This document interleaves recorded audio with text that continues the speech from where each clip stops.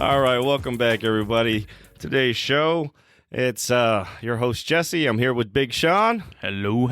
So, listen, it's what is today's date? Today is Tuesday, the 7th. 7th, yes. So, just a few days before Super Bowl, we're going to break down some quarterback rankings for fantasy football. We're going to do number 6 through 10 today, which is going to be interesting. Yeah, those guys are great. And what we're going to do is we're going to look at them and if they're a fad for the past year or they're going to be a fact for next year. So, we'll kick it off with number 10. Your favorite, who you love, Mr. Jared Goff. The brown bag special. Brown bag special. Jared Goff, what do you think? I like Jared Goff. I liked him with the Rams. I like him with the Lions. Especially like him with Jameson Williams coming back. Yeah. And Amon-Ra and DJ Shark. Didn't like the fact they got rid of TJ Hawkinson. Mm-hmm. But, they did what they needed to do. And if they can re-sign the running back, the hell's his name? DeAndre Swift. DeAndre Swift. Catching out of the backfield. He's going to have, he's going to be up. I think he's going to go all the way up to number 7. He could jump up. Finishing out the year strong, number 10. They said from week 13 on, he was hot. He had a couple cold weeks, but he was hot. Number 4, 17. He was number 2, 7, and 23. Very solid intermediate ball. Yeah. Very solid intermediate ball. Makes some stupid decisions when he's checking down all the way down. Yeah. Doesn't look like he finds the linebackers that are staring him at the face, The big thing with him, though, is his contract goes through 2024, but it has a potential of an opt-out for 2023. You mean next season he can just opt out if he wants to? No, the team can opt out of it. No, they're going to keep him around. So team out. But if he doesn't play well next year. Well, that's pretty much any contract. Yeah. They always have those things. But so, I don't see them. I don't see him getting rid of Goff, especially, after 1 year, especially what he did. Yeah, he played well towards the end of the year, so they made the playoffs, right? Didn't they? Or just outside? Just outside the playoffs. They had a chance. They were hoping they needed somebody to lose. It didn't happen, so they were just they were playing spoilers. That's all they were doing. Yeah. He played well enough to get another year in, and especially with his new number 1 receiver, his deep threat coming back for a full season. I think. He's going to be my. I do. I like the combination of Amon-Ra, St. Brown, and Jameson Williams. I think that's going to be a killer duo. In weeks. Yeah. In round 7, I'm taking Jared Goff next year. Stay off of him, Lee. Stay off of him. Lee's going to be all over it. He's going to draft him early, and he's going to grab him, baby. He's going to grab him. I already know it. He's like, screw Taylor. I'm not going running back at all this year. All right, so we like it. Do you think it's going to be a fad? Do you think it's a fact? I think it's a fact. I think he moves up at least 2 spots. I think he's going to move up 2 spots. All right. That's not bad. This was his best fantasy ranking since 2018 where he finished 6th. Yeah. And so to get back into the top 10, big game for big time for Jared Goff. This is the first time he's been there as a Detroit Lion. Mm-hmm. So hopefully good things going forward. But yeah, I do believe it's a fact. I think he plays well next year. I think he's got the weapons around it. Yeah. They crapped the bed in their last game. I think that they nearly needed to win. Yeah. And the whole team just we're not playing at all today. They didn't show up for that one. All right. So we'll move on. Number 9 is Mr. Daniel Jones, fucking Asian Sensation's favorite quarterback in the world. He loves this man. Danny Dimes, baby. Dimes. That all depends on whether they can get some receivers in for that offense. The offensive line is built to run, so their pass block is a little suspect. They're built to plow the road. They need receivers. They need that tight end to come back. He makes good decisions on a deep ball, intermediate ball. Again, short ball, he has problems. Yeah, they're trying to re-sign him and Saquon Barkley. Now, of course, Barkley's going to be the first. I don't think you need to re-sign Barkley. At least not with the monster contract that he's going to want. I've never been big on signing a running back to a second deal. There's just too many good running backs. He just came back off that ACL. Mm-hmm. He did really well. Don't get me wrong. He had a great season. Season. But he's a running back with one leg, ready one hit and he's done. Yeah, he's a running back. That's my biggest thing. I don't like running backs. This league now, you need receivers. Yeah. Saquon can catch the ball out of the backfield, and he's a phenomenal receiver. I just don't like signing running backs. Yeah, I don't like signing running. What is Daniel Jones going to want as far as a contract term? I'm curious to see. I think he knows where he's at statistically and financially, he knows where he needs where he's going to be. I don't think he's going to ask for the moon. The Giants aren't going to give him the moon. Yeah. I mean, they're a little brighter than that. I think they're going to be smarter than that. I think they're going to make a splash in free agency for receivers. There are some receivers that are coming out that are going to be decent, and then I think they re-sign him to a 3-year, not a 5-year. It's going to be decent money, but not spectacular money. Yeah. I'm curious to see what they do with that offensive line too, because it has been on the uptick. Yeah, it's still not where it needs to be, but it's gotten better. It's gotten better than the past. They still few years. have massive holes for pass protection. You'd see him take 2-3 step drop and okay, I'm out. What receivers do you think would sign with the Giants in that system? That's the hard thing. It's Debo's system, so that system's decent now. They need a tall guy and they need a slot. They need a speed guy in a slot. And you said Keenan Allen's might get cut this year. Keenan Allen might be a cap hit. If he can handle the cold weather, right there. Yeah. Give me a safety valve. Give me a safety valve. Possession receiver for Daniel Jones. And then he just needs a speed guy. And there's a few I think that are coming out. Yeah, I'm sure there'll be a few coming out open. Off the top of my head, and I'm sure there'll be a few people that'll be cap casualties. There's always free cap agents. Yeah. Who knows? We'll see what happens in this offseason. I mean, I don't think there's going to be any super burners. No, I don't think there's any sub superstars. 4.3s out there, but there'll be some. There'll be some solid guys out there. Yeah. It should be curious. But yeah, I mean, I like the team. I like the system that they're in. I love Debo's system. As we were talking earlier, when he got there, Jared Allen was kind of blah, blah, blah, and then he just he got there, he blew him up. Yeah, so, I mean, the last 5 weeks, Daniel Jones had. Let me see here. We got 4 top 15 finishes. That's pretty solid. Yeah. That's a pretty. Well, you could see him coming alive in that England game where they played the Packers. Mm-hmm. He was just right there, spot on. And he just needs offensive line and he needs a solid receiving core. Yeah. Just a couple of guys. Doesn't need a whole lot. Just a couple guys. No, I really like it. I mean, what is it? It was his best finish, first time ever breaking the top 23 in fantasy wise in his career. So. It's finally coming together. Giants fans love that. Yeah, buddy. See, he's the new age Alex Smith. It took him a while. It took him a while to get there, but finally they had to break out of that Eli Manning offense. Oh man, yeah, they had to. Yeah, they just thought it was going to be just replace Eli with Daniel Jones, and that wasn't going to happen. Yeah. Let me replace a Hall of Famer real quick, even though Giants fans don't think Eli's a Hall of Famer. I know, right? But listen, the man won 2 Super Bowls. Can't argue that one. Exactly. Taking down the Patriots. All right. Next guy we're going to be talking about, number 8 on our list. I was actually kind of shocked when I saw this, was Trevor Lawrence. I dislike Trevor Lawrence. You just like that golden flowing hair. Get the ABBA fan off the field, please.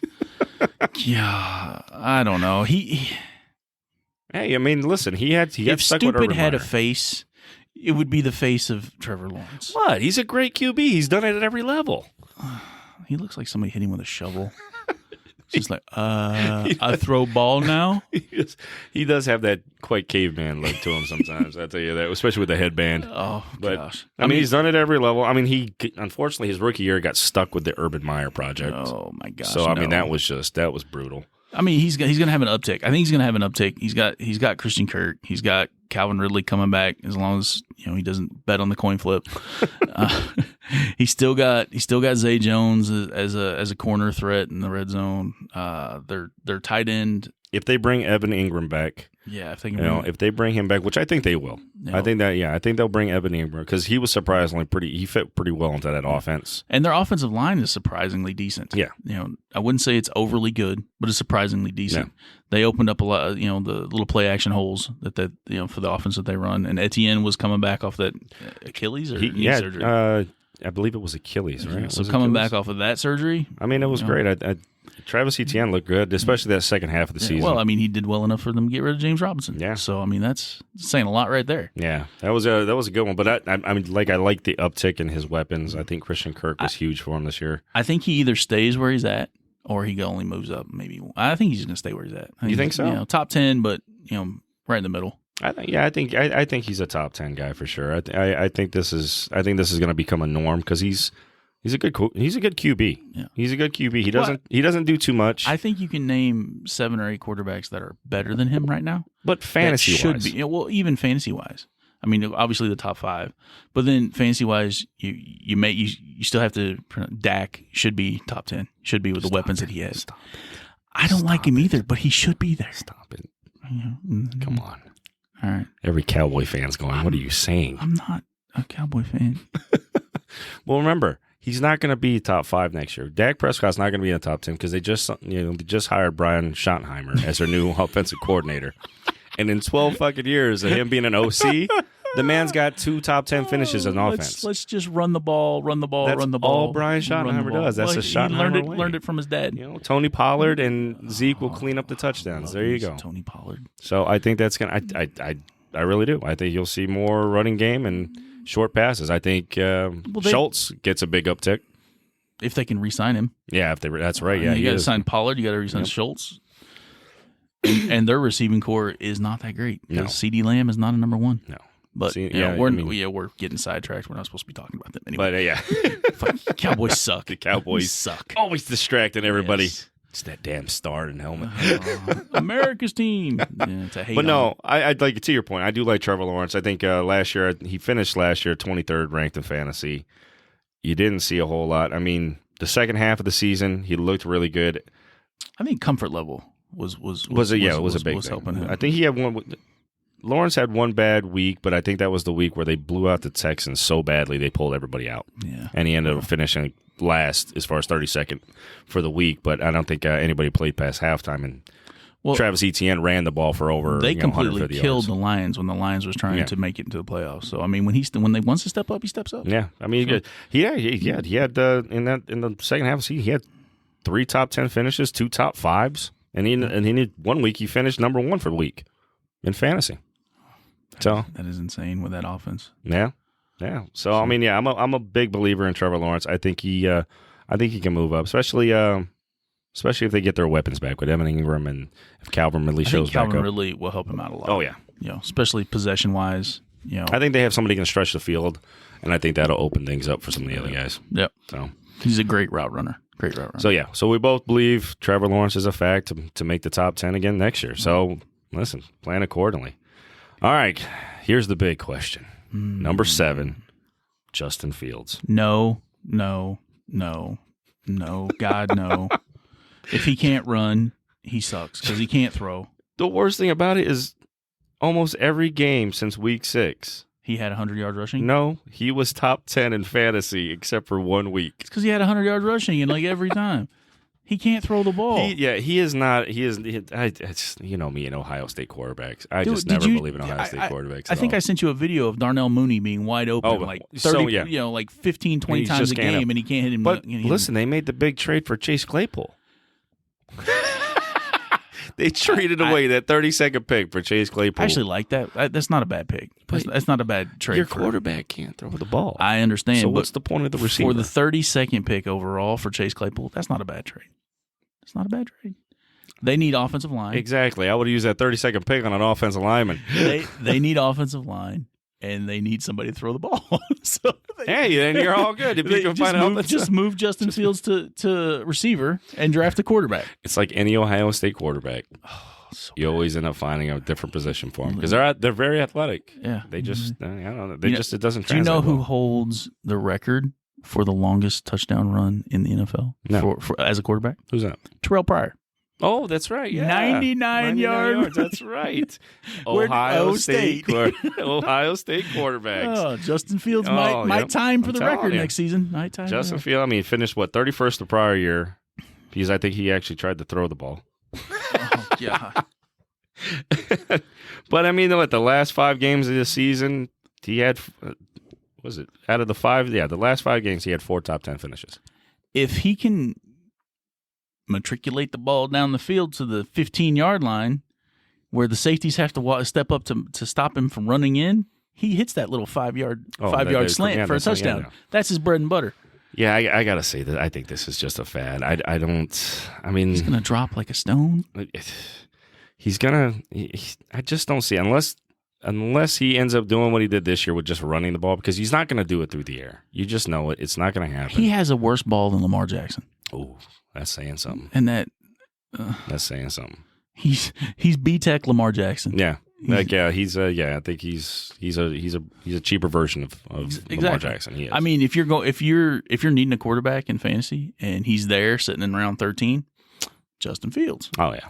Yeah, I mean, yeah, you almost have to. I think you're going to get 70 yards rushing. Yeah, exactly. I'll take that ride if I'm getting it. If I'm getting it at that cheap and that price, or it's so late in the draft, you might as well.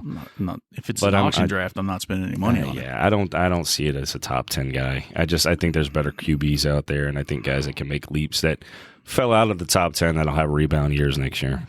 I'd rather take the Falcons' Ritter. Oh Jesus Christ! Wow. Man, just because I know he's gonna throw the ball. Insulting. He's gonna throw the ball. But yeah, I mean, I don't know what you can do to really think that Justin Fields is going to be better than he was this year. He's not. He's not. He's gonna flip flop with Jared Goff. He's gonna drop if he stays in the top 10. He's gonna drop down to 10, and Jared Goff's gonna move up. Yeah, I mean, I can see that. I mean, if he does find his way, it'll be high in the top 10. But it'll be all with his legs. Yeah, it'll be nothing to do with his arm. No. And like I said, I think there's guys that fell out of the top 10 I think are better than they played this year, and I think they find a way back into the top 10. So I don't see him getting back there because I think defenses will figure it out, especially in the NFC North. The defenses there usually they try to blueprint. You just blueprint what they do to the Ravens. That's it. Yeah. Just walk the safeties up because he can't throw well enough on the 1-on-1s to get Mooney the ball. No. So yeah. So going to be an interesting year, but yeah, I think that's a fad as well. I don't see Justin Fields being that significant next year. And now everybody's favorite quarterback, number 6. Mr. I can't play on Monday night. Mr. Kirk Cousins. I'm allergic to the bright lights. I've got the top 2 receiver or one of the top 2 receivers in the league, and I can't get him the ball at all. He's what was it called? He's like Gizmo. What were they called? Mogwai. He's like a Mogwai. Yeah, you got to keep him out of bright light. No bright lights. No bright lights. Don't feed him after midnight. Yeah. You can't expect him to do anything. He's great during the day games. He's got a 7 p.m. curfew. Anything on primetime television, he's going to fall apart. Oh. I mean, but here's the big thing. He is entering a final year of his contract. As good and bad as he is, it's the big moments that he gets in and he just sucks. Yeah. What was that? The playoff game, there was 4th and 8. And the right play was a check down because that's the right play was a check down. I'm still throwing it to Justin Jefferson. Justin, make a play, please. I know you got 2 on you, but please make a play. He did it in Buffalo, and Jefferson came through for him. Yeah. But then it was like he stopped doing it. Like, listen, everybody knows who the ball's going to. Or you should know who the ball's going to. Just put it there. Give him a chance at it. Or if you're T.J. Hawkinson and you need 8 yards, don't run a 5-yard route. Yeah. Don't run. Why would you run a 5-yard route? Well, because I was not expecting the ball. Yeah, because he was trying to clear out the linebacker so Justin Jefferson can come across on the slant across the middle. I was like, the Cousins is always going to be in contention for 6 to 8. Yeah, just because he's got Jettis. Well, yeah. Like I was telling you earlier, that first time in the top 10 since 2017, which I believe was a contract year for him. Well, it was the first year that they did, or that was the last year he did the franchise tag. Yeah. Mm-hmm. I was like, why wouldn't I just go franchise tag? Yeah. Well, so, now we know why you want to be franchise tag. Yeah, because it's an every year thing. But yeah, best finish. He finished number 6 as well in 2017. So listen, this is kind of his bread and butter right here. So final year of his contract, playing for a new one. I could see him coming in the top 10, especially with Justin Jefferson, those weapons they got there. KJ Osborne's starting to upcoming. I think Adam Thielen takes a step backwards. He's lost a step. Oh yeah, he's going to be possession only. He's moving from the outside into the slot. Yeah, he got to. Yeah, I think T.J. Hawkinson he played well with Kirk Cousins. Well, you've got T.J. Hawkinson and you've got Irv Smith. You could actually move Irv Smith into a slot receiver and claim like Kyle Pitts, except they throw him the ball instead of what they do with Kyle Pitts. Yeah.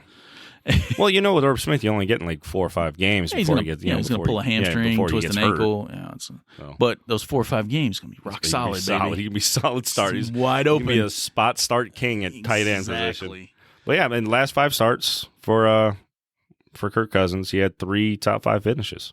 So solid. I mean, he played solid down the stretch. It's just the big moments. It's the really big moments. When their lights are on and everybody's watching, he folds. Mm-hmm.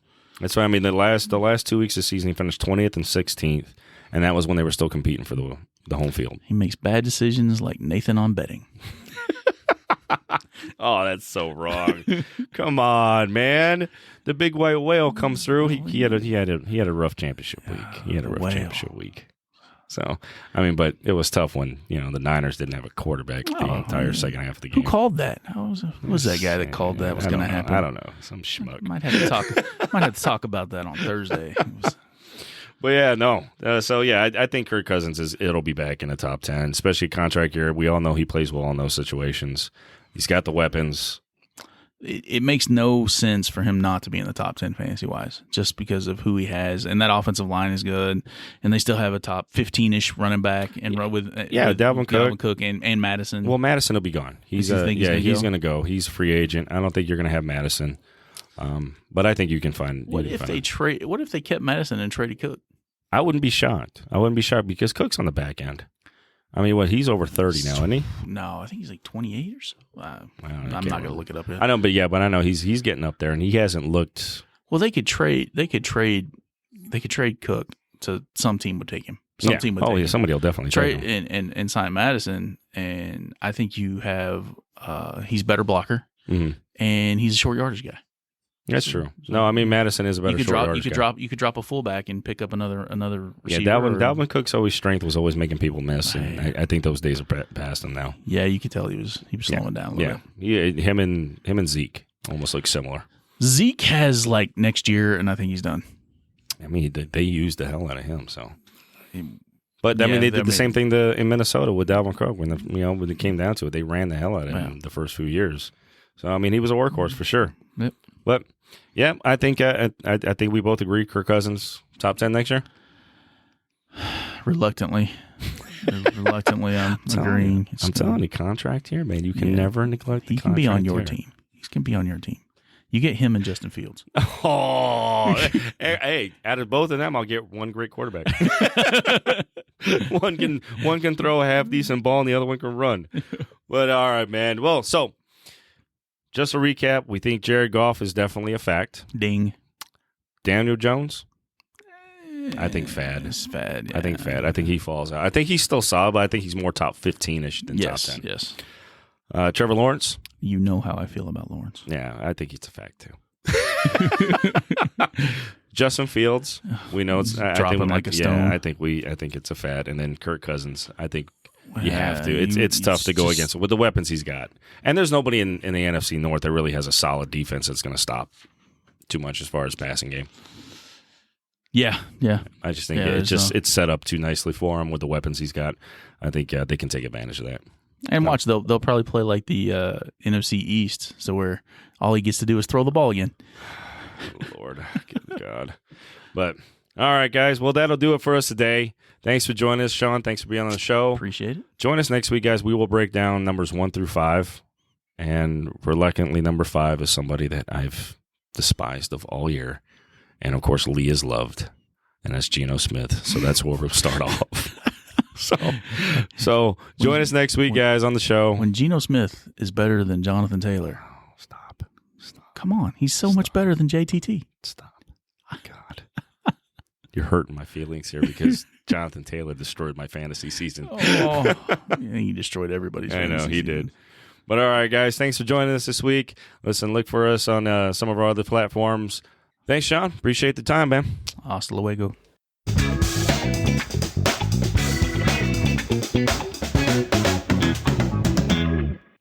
All right, guys, I want to thank Shaun one more time for joining the show. Love having him on. Love talking with him. Listen, our next show will be our Super Bowl special. We will bring the big white whale in. He'll pick his prop bets, who he likes for the game. We'll also discuss who we all like as a game and what we think the keys to victory are going to be for the teams we like. All right, so join us this weekend for our Super Bowl special show, and next week we will get into our top 5 fantasy quarterbacks from this past season and see if they're fad or fact. All right, guys, we'll see you next time. Have a good one.